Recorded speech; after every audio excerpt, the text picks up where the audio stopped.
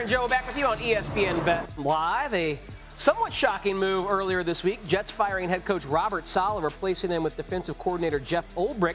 Saleh was 20-36 in 3 seasons at the helm. They also demoted offensive coordinator Nathaniel Hackett, giving play calling duties to former Titans OC Todd Downing. Jets have lost back-to-back games and host the Bills on Monday night. Now, Saleh did his job defensively. Jets ranked inside the top 5 in defensive EPA per play in each of the last 3 seasons. However, their offense has never been good during his tenure. Even with a healthy Aaron Rodgers this year, they still have a bottom 10 offense in New York. And that brings us, my friends, to a game of better bet. Joe, I want to start with you. What's the better bet?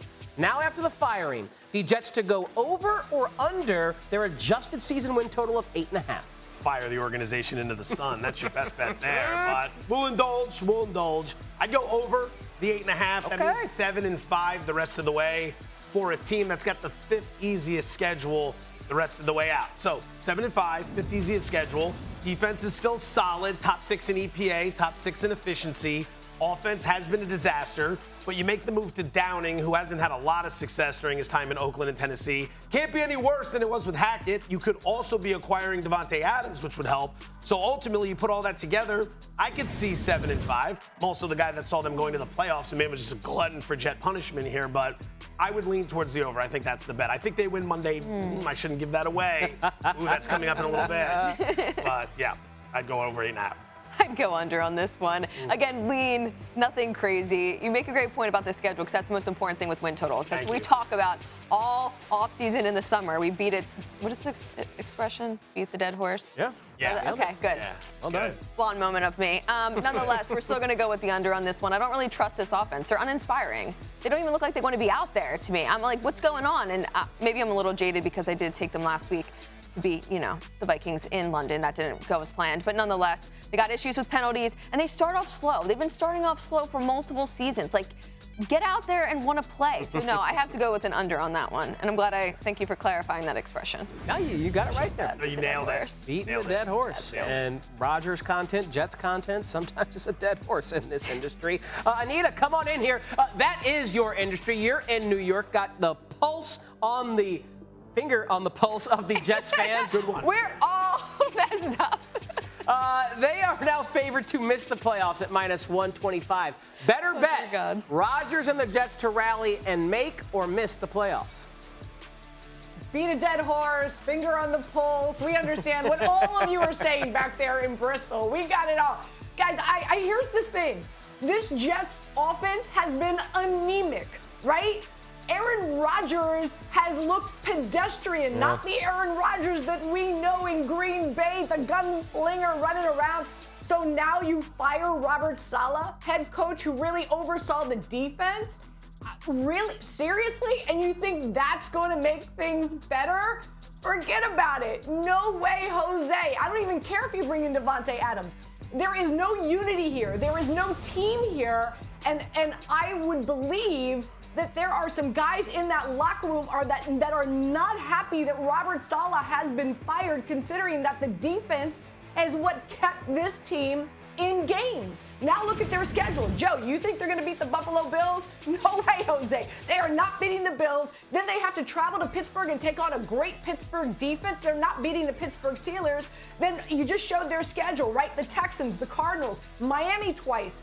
More than likely, they're going to have Tua back by then. And then you look at what's going on in the AFC. Who would have thunk the AFC West would be this competitive, right? And they've already lost to Denver. So that head-to-head is already a negative for them. And who knows what's going to happen with the Chargers. I say no way this team is not making it to the playoffs. This is a complete disaster here in New York. A complete disaster, guys. Stay away. No to the playoffs. Sounds like Anita's selling more optimism for the Giants than the Jets in New York. Who could have thought that? But we'll stay with the Jets. Giants look well organized compared to these guys. Right. I've been begging to ask you this all day because I don't know the answer, and I'm morbidly curious. Yeah. Better bet for Monday Night Football, the Jets or the Bills? I hadn't thought about it prior to now, so I'm glad you gave me an opportunity to talk about this. I like the Jets. I was surprised that they were catching 2.5 here. I thought they'd be a favorite. Wow. Let's start with Buffalo. Is Buffalo good?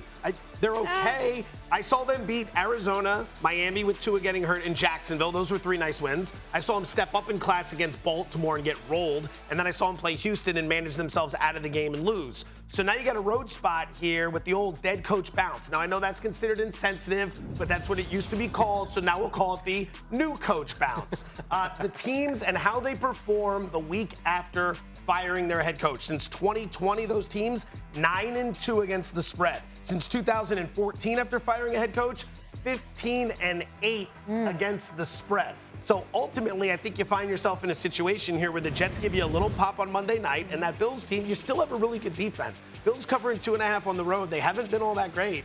I take the Jets there. I agree with you. I would take the points in this spot. Not going to copy all of your homework, Joseph, but at the same time, this comes down to injuries for me. We talked about this last week when they were going against the Texans, and then, of course, they ended up losing that game. So both teams are coming off a loss, but it really is going to come down to more injury news throughout the next couple of days. I don't want to be completely tied to this pick. Yep. Contractually, I have to answer the question. But nonetheless, Khalil Shakir, how's he going to look? Now James Cook ended up on the injury list. Same thing with Curtis Samuel. Again, they were at practice, but how are they going to look, or some of these guys going to sit? So injury pending on my pick, but I lean towards with the points. It's fair. You got time. A few days before we see kickoff there. Well, I got burned on Monday night this time for giving it too early in the week. Just wait until the game's over. Give us the pick after that. Yeah, Jets flying under the radar a little bit this week. No one's really talking about them. When a team gets rid of a coach during the season, a popular angle in the betting community is to bet on that team the first game out. It's known as the new coach bounce. There are several other ways you can refer to it, but it's had success in recent years. Do you buy into that for the Jets Monday night, that they'll have that initial pop with the new coach? Am I the dummy in the room? I do like the Jets in the football game, but even if Robert Saleh was still there, I would like the Jets in the football game. The defense is really hitting its stride and playing big time, and Buffalo has not played well offensively the last 2 weeks. Josh Allen has played frantic and hurried and frustrated and in many ways fed up, and that's got to get figured out. And then if you just watch how the Jets covered Minnesota last week, I think they're going to have a lot of similar success against Buffalo's offense.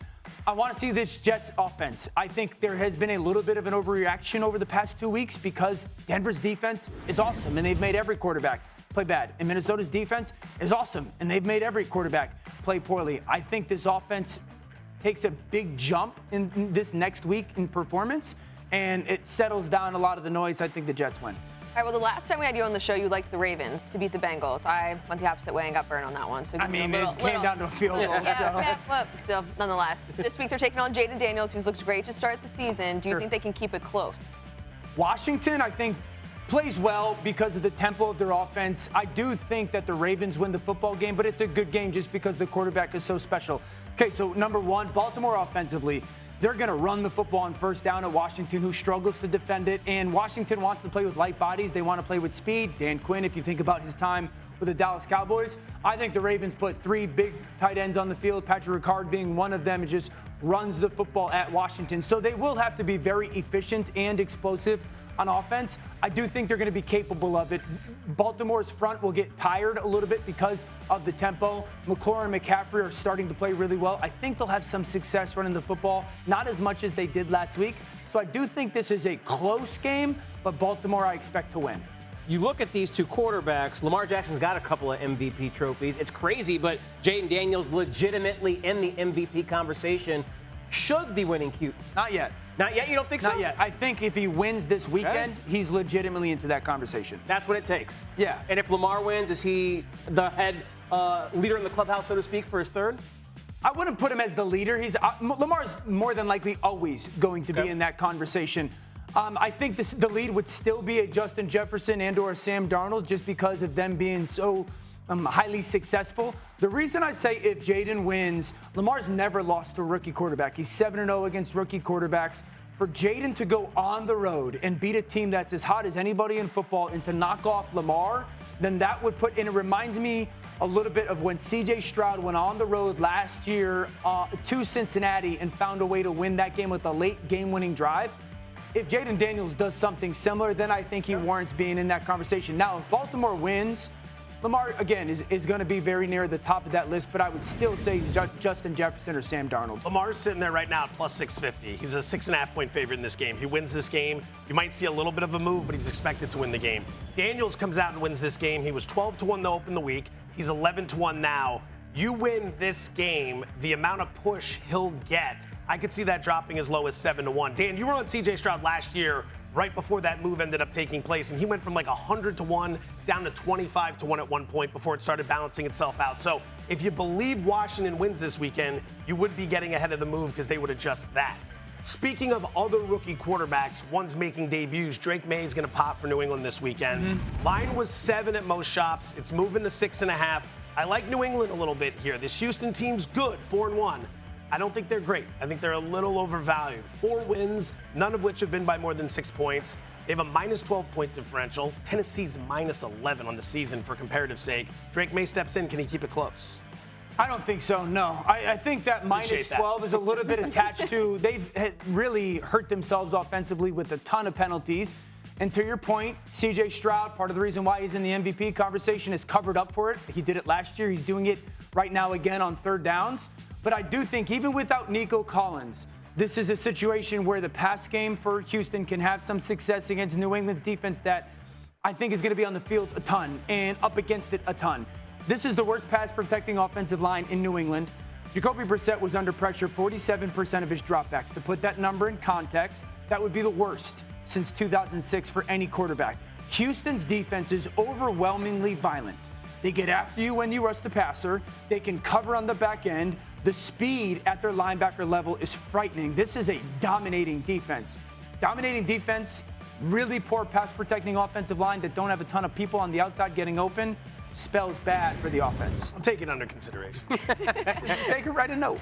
So a game with a lot of variables. Bucks Saints. Obviously, the Bucks have been in New Orleans since Tuesday because of the hurricane. Saints turning to rookie quarterback Spencer Rattler. How do you expect this one to pan out? Yeah, thinking about everybody and praying for everybody that had to deal with the horrific hurricane that came through.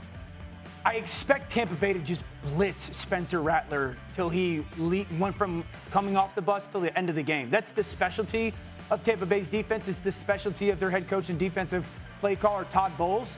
And this is a team that, even though they've had some ups and downs defensively, they can still hunt the football. And that's the concern. A young quarterback that is making his first start, an offense that's struggling, specifically on the interior of their offensive line. That was a huge case for their game this past weekend. I think this bodes well for Tampa Bay to get after a young quarterback that probably will have some highs, but certainly some lows in this game and have a ton of success defensively. All right, my friend, you have satisfied your contractual obligation to hang out with Joe Fortenbaugh that many hours. I got to get an addendum on the contract, man.